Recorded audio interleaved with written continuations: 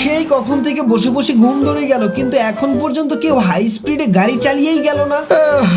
আর কত মিটারের দিকে তাকিয়ে থাকবো, সবাই তো 100 স্পিডের মধ্যেই গাড়ি চালাচ্ছে। আরে না, একটা গাড়ি তো মনে হয় ভালো স্পিডে যাইতেছে। আরে 121 স্পিড পাইছি, আজকে ধরে খাইছি। এই পিপিপ, আরে এই গাড়িগুলো সাইড দেয় না কেন? তাড়াতাড়ি আমাকে যেতে হবে। আরে শালা, এই ছেলের দেখি প্রচুর তারা। কই যাবি? দাঁড়া, তোর জানটা টুকুস করে বের করে নিব এক্ষুনি। এই তো রাস্তার ভিতরে বড় একটা পাথর রেখে দিলাম, এইটার সঙ্গে অ্যাক্সিডেন্ট করবি আর তোর জান নিয়ে আমি চলে যাব চাঁদের দেশে। হ্যালো দাদা, কি খবর? আরে ও তো আমারে দেখতেই পাবে না, আমার তো মনেই নাই।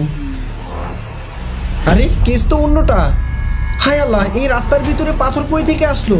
উফ, অল্পের জন্য বেঁচে গেছে বেচারা। হাই, একটু হলে মিস্টেক হয়ে যেত।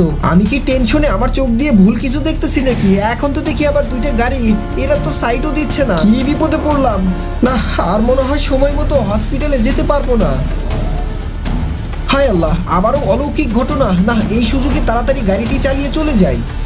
আরে ট্রাফিক জ্যাম হওয়ার আর সময় হলো না বন্ধুরা। তারপর ওই ভূত যা করে, তার আগে দেখি আজকে শয়তানকে হারিয়ে কে কে মহান আল্লাহকে জিতিয়ে দেয়। আল্লাহকে ভালোবাসলে লাইক কমেন্ট সাবস্ক্রাইব প্লিজ। তারপর ওই ভয়ঙ্কর কালো ভূতটা গাড়িটাকে রোবটের মতো বানিয়ে জ্যাম থেকে দ্রুত বের করে দেয়। গাড়ির ড্রাইভারটা ভয় পেয়ে হা করে নিচে তাকিয়ে দেখতেছিল, আরে আমার সঙ্গে এটা কি হচ্ছে। কিছুক্ষণ পর গাড়িটি হসপিটালের সামনে চলে আসে। বন্ধুরা, এই কালো ভূতের জন্য প্লিজ ভিডিওতে একটা লাইক করে দাও।